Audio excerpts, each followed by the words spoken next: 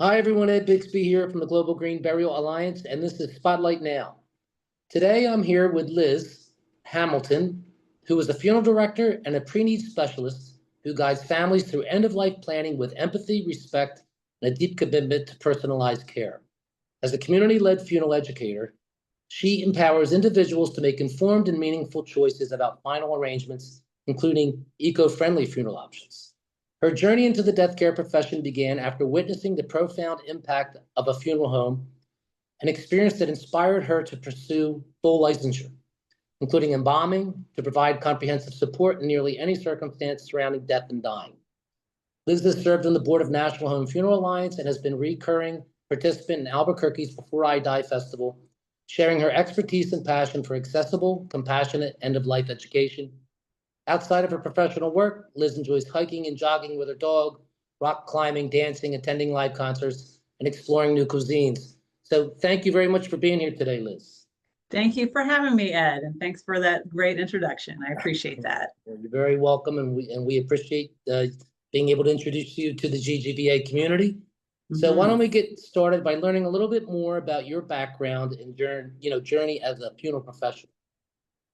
Okay, perfect. As you said in the intro, I started my interest in everything funeral and death related, going to a home funeral of a good friend. So that was basically family-led death care, where he was, this was a mentor of mine and a good family friend, and he passed away from ALS, and it was expected. It was unfortunate, but it was expected. But they invited me to the funeral at their home, and I had never heard of this before, and I walked in, and there he is on the laid out on the table. And it was,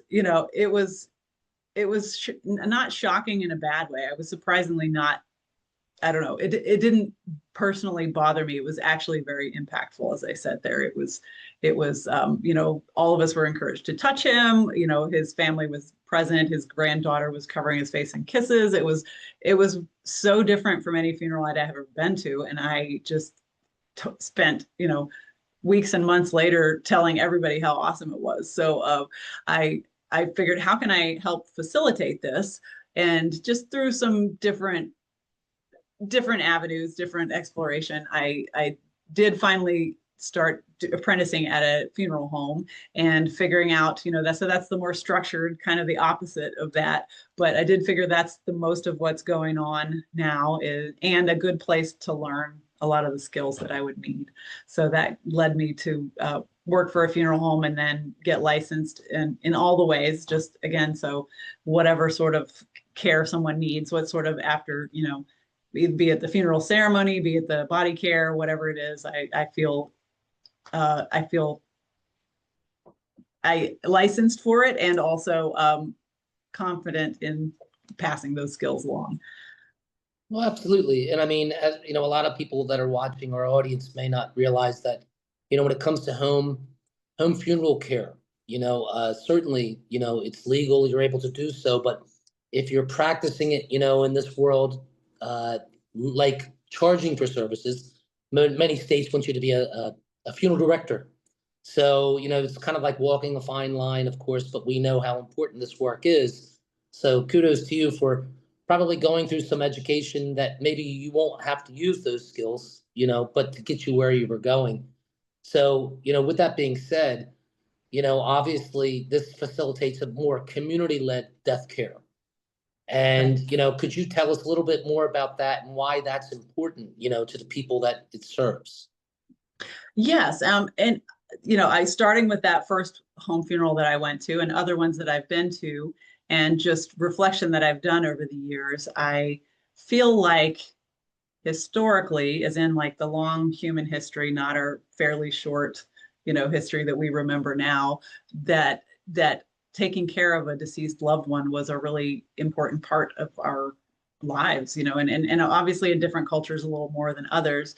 But I feel like everyone of our ancestors was probably involved in some part of funeral operations, either like taking care of the body. Sometimes that was a more gender assigned role, but for the most part, the community pitched in when somebody passed away, because there weren't, funeral homes now like there are now. It wasn't a big industry. So I feel like this is an important part of our history. And like, again, thousands, millions of years of humans taking care of other dead humans. And I know that sounds odd, but I feel like it's a really important part of the, beginning the grieving process. And it's also an important, thing to bring us together as a community. And I feel like, us, if a group of us get together and we care for the body of a loved one and we bathe the body gently, we place flowers, we do whatever, whatever vigil, whatever items, personalized to that person.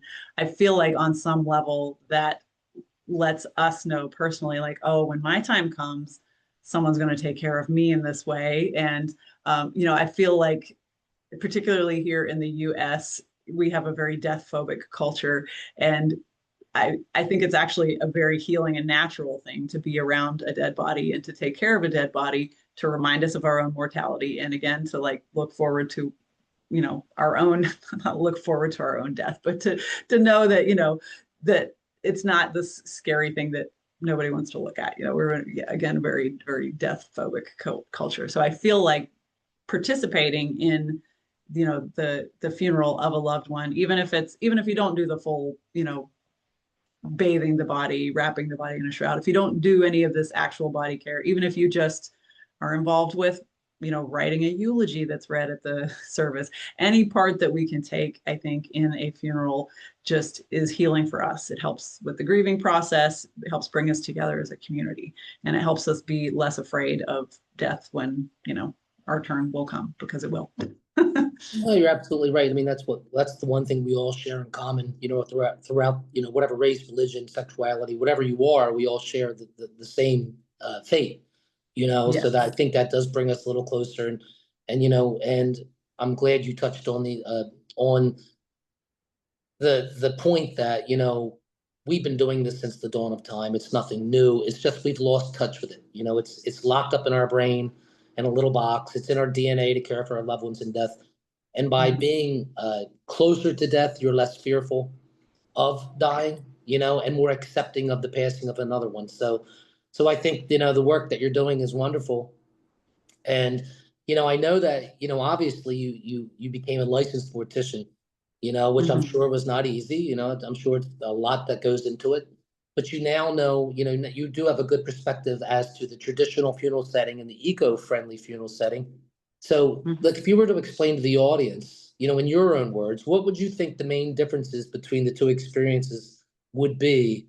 And what shed light on what led you down both paths? Right, right. Well, I would say, for the main difference that I see, um, is the personal involvement. So I guess an eco-friendly funeral would not necessarily have to have community participation. So in either case, you may have a funeral home or funeral professionals taking care of most of the things. So I would say the main thing, actually green funerals are a lot more affordable, and they're a lot better for the environment, things like that.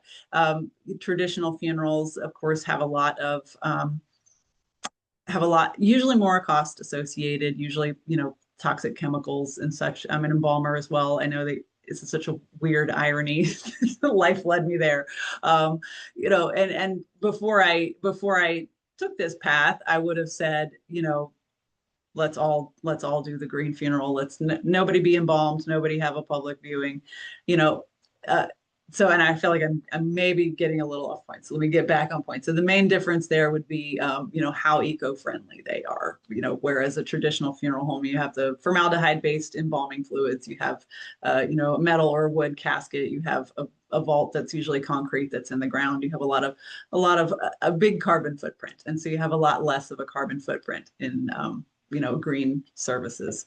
So, but yes, I got a little off topic, but I will say it's interesting that I have had, partaken in so many of these that are called traditional burials. And I do, I had at first I had a prejudice against them. I didn't understand. I'm like, nobody should be embalmed ever for any reason, and then I've become an embalmer. Of course, it's very strange. And I continued this through most of that. But, I do see, it did help me see that every once in a while it's important to a family. And, this very invasive embalming process can occasionally help to restore a body to a form that is, going to leave a good lasting memory. So again, it's not for everybody, but the other part is that it is a tradition for, even if it's just the last 150 years, it is a tradition for a lot of people. So I also, even though I very much would love to see everybody do a lot greener funerals, but I want everybody to do what brings them peace and starts that grieving, starts that healing process after grief. So if that's, not eco-friendly and that's not your focus, but you're trying to do like a service like grandma had because that's what you need, then I support that as well. So it's been an interesting perspective as a, to be so involved in, Well, and I think it's big. a valuable one though, because what, Mhm. some of the things that you've said in that comment is that, we have to respect people's choices. Mhm. That's really Mhm. truly what we do have to respect. And Right. by being transparent and by speaking about these things, you open up new doors to people. So someone may want to be embalmed, but someone who might have now knows of both options might want, the more eco-friendly funeral option to be available to them. So I totally agree. I think you have to respect that. And the way I always looked at embalming was, my biggest fear is the health and safety of the embalmer themselves. It's Mhm. not the person being embalmed is they've already passed on. Yes. So there are some new products out there, as greener embalming fluids and things like that. So if it can Mhm. restore someone for viewing purposes and things like that, I can totally understand where you're coming from. So to each Mhm. his own is the best way to say Right. Mhm. it. Yes. So with that being said, I understand you've worked with eco-friendly funeral products, and I think I probably know the main differences. But in your words, for our viewers, what do you think the main differences between the traditional and the eco-friendly funeral product production and the and what that impact might be, in comparison to, let's say, traditional or natural? Right, right. And I don't have the statistics top of mind, but I know it's just, for a traditional, what we're calling traditional last 150 years, so the vault and the casket and everything, I know that there's just millions of tons of concrete that are year annually that go into vaults. So that's concrete that, you know, goes into the earth and just does the specific purpose of keeping the casket sort of intact, but mostly keeping the ground level. So the impact is very high for the production and also the placement of the concrete as well. So, and your traditional casket would be made of metal or made of wood, either way. So again, these are materials that um, and a traditional casket is often a lot larger than the body. Like what we're seeing, the casket is the rectangular shape. So sometimes green products, just to kind of contrast, would be a little more what they like anthropomorphic. So the coffin shape that widens at the shoulder and narrows down at the feet. So often there, even if you were using the same materials, you would be using less materials with the coffin green model than you were, even if you were using the same for the traditional. So for the traditional, you're using a slightly larger container than you would be using, and it is, at least half of the time it's metal. So that's a metal that could be, possibly used for something else, and is placed in the ground and you know, doesn't decompose this side of our geological schedule.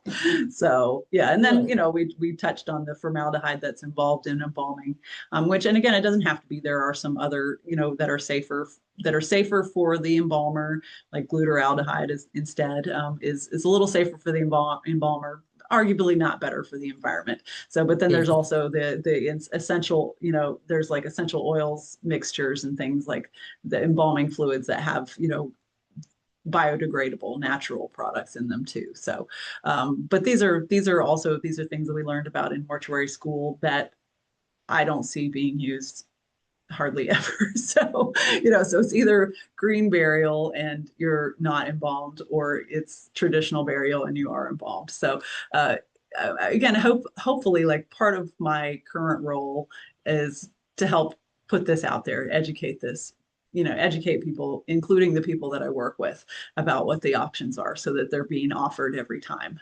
So yeah, so again, the environmental impact is very different when you have the traditional casket and vault and then everything that would go around the services. And a green service, a green, even just a simpler graveside services. And from what I've seen, people that choose greener options usually choose, maybe just a simple graveside service instead of a full church service. So it's usually simpler, usually fewer cut flowers, I would say, because there's a lot of cut flowers involved in a traditional funeral, and then probably a smaller amount used in your average ceremony. Again, we're talking about every person is different. Every traditional funeral service is different. Every green funeral service is different too. So these are some generalities that hopefully Right. clear some of that up. And I hope I answered your question there. No, no, no, you did. And I mean, I think, in my personal opinion, that the probably the biggest difference is like the simplicity of a natural burial. It's very basic, very simple, back to the earth as you've come. Nothing lasts forever, where a traditional funeral service or cemetery setting, with mausoleums and stuff, that's representing something that is trying to preserve forever. And Right. that's probably not a realistic goal, but it's what they choose to do. So, Right. Mhm. obviously you're involved with home funeral service and traditional service, and I would imagine that you would probably see a link between home funerals and the green burial services that you provide. How do you think they complement each other, the two?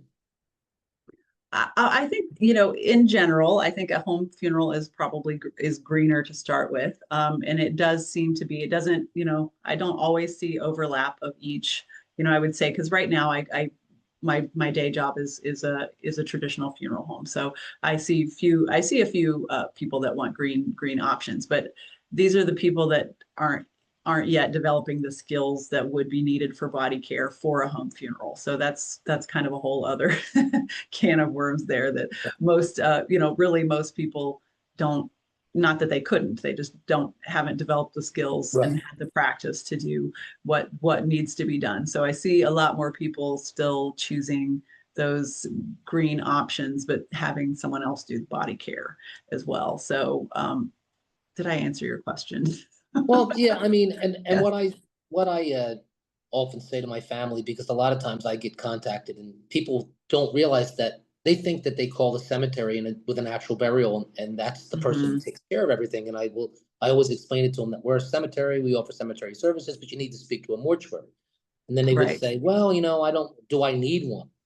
And I usually Right. tell them all the reasons why they should use one, because you do want this to Mhm. be a memorable experience. And whether it Mhm. be a home funeral guide, a death doula, a licensed mortician, Mhm. they're going to help you through a process that, like you said, it's not easy to navigate. So I think it's Right. important for the viewers to understand that these professionals are really offering something very special to these families. My Mhm. my funeral directors and my mortician, my home funeral guides, and they do a wonderful job. Mhm. And that's what's most important, because you want this to be a memorable experience. And some things can be less than memorable, as we both know, but that's okay. Yeah. Leave it to the professional to take care of that. And Mhm. I know you have experience as an advanced planner. I mean, you do quite a bit. And I Right. mean, Mhm. I mean, those seeking a green burial and those, receiving pre-planning services. And I didn't, I bring myself to every role that I'm in, but I didn't quite set out. I've been doing pre-planning for about a year and a half now. I didn't set out with that as part of my furthering my, you know, Right. support for home funerals, but it leaks in because I'm me and I come to this role, but I feel like it's actually ironically very suited for what I'm doing, because what I want to do is just let people know their options. And I feel like when people are planning for themselves or for a family member, that's actually exactly the time to give them the information that yes, you can have a home funeral, but you should practice a little bit first, or have somebody to help you if you want to do this completely on your own, and or let us help you in some ways and you do some of the other things. So I think actually, in my role, I get the opportunity to talk to people and give them their options at a stage that's helpful. Not this death has occurred or the death is going to occur. How do I do a home funeral now? It's like, well, you could, but you want it to be a good memory, like we were referring to. So if you get a chance to be, and if you're interested and serious about it, and the death is months or years away, then you have a little bit of time to practice with a willing friend and a sheet to like how to shroud somebody, or you have a little bit of time to practice how to move a dead body, because or someone that's not helping you is what a dead body is. They don't help and they sometimes hinder movement. So it's like if you get a little chance of just these sort of practical skills to practice them, I do have a few families I've coached a little bit through that process. And because I'm in my role, because we're talking about somebody who's going to pass away months to years from now, and they have a chance to plan it. So it wasn't my intention going into this to bring that, but it's almost a perfect spot for me to be in to tell people about home funerals and also green options, because that is surprisingly so few people know about green options. I try to bring it up every time. Even cremation is on the rise. Everybody knows it's more than 50%. I think it's probably 70% or something now nationwide. I don't know the statistics, but what I've run into, because I try to be comprehensive in my education, is I've occasionally had families that were originally choosing cremation, which, again, whatever people want, but flame-based cremation has a pretty high carbon footprint just because of the fossil fuels used. So, but again, whatever they want to plan for themselves, I just try to tell them the options. But I've had a surprising number of people that had never heard of green burial, and I mentioned it, and they're like, oh, what is this? And a few people that have absolutely changed their method of disposition because they didn't even know green burial was an option. So, or greener services like aquamation and things like that. So when I let people know that these are options, I'm again very surprised by how many people have never even heard of any of these things. So again, I didn't set out to, this wasn't my mission in taking this job, but it's actually lined up very nicely with my, one of my important callings in life, which is death care education. So, and green education. So No, absolutely. And you hit on a very valid point, that the viewers should ponder is that, probably I would say more than half of the people that I encounter who come to me for natural burial services are cremation converts. They are people who have said, I never really wanted to be cremated. I just didn't know there was this option available. I wanted something very simple. And they changed their mind. And, it works out for the family, works out for them, it works out for the environment. And, and if not for people like yourself educating, they wouldn't know these things. And that brings me to my next question, because, I understand in your current position, this puts you in an ideal position to educate corporate management on greener practices. So, can you elaborate more on what you're presenting and your approach for programming? And before you do, I want to say what's critically important is that the next generation of funeral directors are really in touch and in tune with the greener practices. So you're in a really unique position. So if you could tell us a little bit about that. Right. Yes. And again, the advanced planning that I do work for a corporation that owns a lot of funeral homes. So that's a new role for me as well. So it just occurred to me fairly recently, just kind of moving through the world the way I do, which is telling anybody who'll listen about their green options, which includes, very often my coworkers, and it includes, senior management and, people higher up in the corporations. And, sometimes I have to phrase this a little differently and frame it differently based on what their particular motivations are, but it gives me a lot more opportunities just to tell people, and or just the corporate management, like I'm telling them, like, people are interested in green. Believe me, I'm the one that gets to hear about it first, so it's like, hey, we need to, I'm working right now on with one of our senior managers to add a green section to one of our cemeteries. I hope I'm working on it. It's a long view, but I tell them every single time, I'm like, these people came in, I did not mention green burial. They mentioned it to me. Every time I have a little tidbit where I'm like, okay, and every single time I have somebody that was originally, cremation convert, like you were saying, every time I tell this manager, like, look, people want this, like the people, and the people that I do tell about it, because he knows I tell people about it, and like the people that I do tell about it are absolutely interested, and very often, either convert from a traditional funeral to or from cremation, because again, they just don't know. So it's like, if we educate people, even if it's one-on-one, like kind of what I'm doing, I feel like it's expanding and growing. And as I was telling one of my other funeral director and green supporter allies, the other day, I was like, we didn't realize, like, we knew we had to educate the public. We didn't like include that the company that we work for as part of the public. Like, this is part of our job, is to educate them on what people want and what the options are. So it's just, again, not what we set out to do, but here we are. Absolutely. And it always comes down to that, build it and they will come. What the Mhm, industry needs to understand is you want to be ahead of the curve, not behind it. mhm. And you have to listen to your customers and not wait for that customer to walk in and ask for it for you to offer it, but start to offer it prior so you can attract new customers. Right, So I think right. that that's really important, and I'm glad you're able to do that, for Mhm. your company and for the people that you're educating. And that brings me to my favorite part of the interview. You know, so for yourself, like, where would you hope to see your role in the positive death care movement, let's say in the next 5 to 10 years? In the next 5 to 10 years, I think I would like to see, because right now I do a lot of one-on-one meetings, which is it's fine, and that's my current role. I meet with one person or a couple. I'd like to see more public speaking brought into, because it would complement my role at my current role.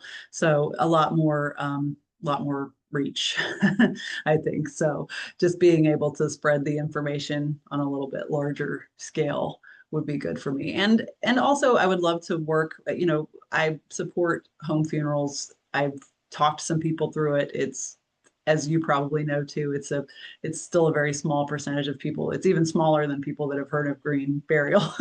It's Oh, yeah. people that have heard of home funerals and people that want to do that. So I would love to, I I would love to be part of a network of people that could offer support in that case. So one of the conferences I went to when I was with the National Home Funeral Alliance, gosh, it was in Michigan. I forgot where. Anyway, they had such a wonderful network of people that just all worked together. A lot of home funeral guides, and they had local funeral homes that had were supportive in varying roles, and they just had a really well organized network that I was very jealous of when I went there. I would love to see something like that, because I live in Asheville, North Carolina, which is it's a pretty progressive for the Southeast. So we have a lot of people, I think, that would be very interested in this if we could get the word out a little bit more. But also, the few people that I know, including myself, that have those skills to support home funerals and to teach them to other people. There's just a few of us, and we mostly all work day jobs. We're all really busy. So I would love to see, integration with the death doulas, because I know we have a lot of death doulas in the area as well. I have a few friends that are death doulas. Like, I'd love to see a network of people bringing different things and being able to offer a little more comprehensive education, and just a support group. Because again, right now, if I want to promote home funerals, I know a few death doulas. I could definitely have them help, but I couldn't personally help at the time of death right now. Probably. I mean, maybe I could. If it happened to be on a weekend, I could probably help, but death does not work that way very conveniently. So I would love to, both put the word out, let people know about home funerals, but also have the proper support network to be able to do that in a way that's kind to my schedule as well. Well, absolutely, Liz, and that's a lovely vision. And we here at the Global Green Burial Alliance strive to connect the dots and try to create these opportunities for others. And who knows, we'll talk out off camera. Maybe there's an opportunity for you to use our platform to grow the home funeral movement. I mean, Mhm. people are out there doing some wonderful work, and I think there's power in numbers. And when they realize that there are other supporters out there and they get connected, that's what builds the ranks. So Right. we here at the Global Green Burial Alliance really appreciate, you taking the time today and to come and speak to us. And, we really thank you for joining, Liz. I mean, you're doing good work. Yes, well, thank you so much. And thank you for setting all this up. And thank you for all the work that you're doing in, talking with myself and a lot of other people and spreading that information and doing it so consistently and regularly, which I think is also so key to successful anything, is to do it regularly. So thank you for your consistency and your professionalism and for all that you do for the green movement as well. Well, thank you very much, Liz. So everybody, this is Ed Bixby with Liz here from Spotlight Now, and I'll see you at the next one.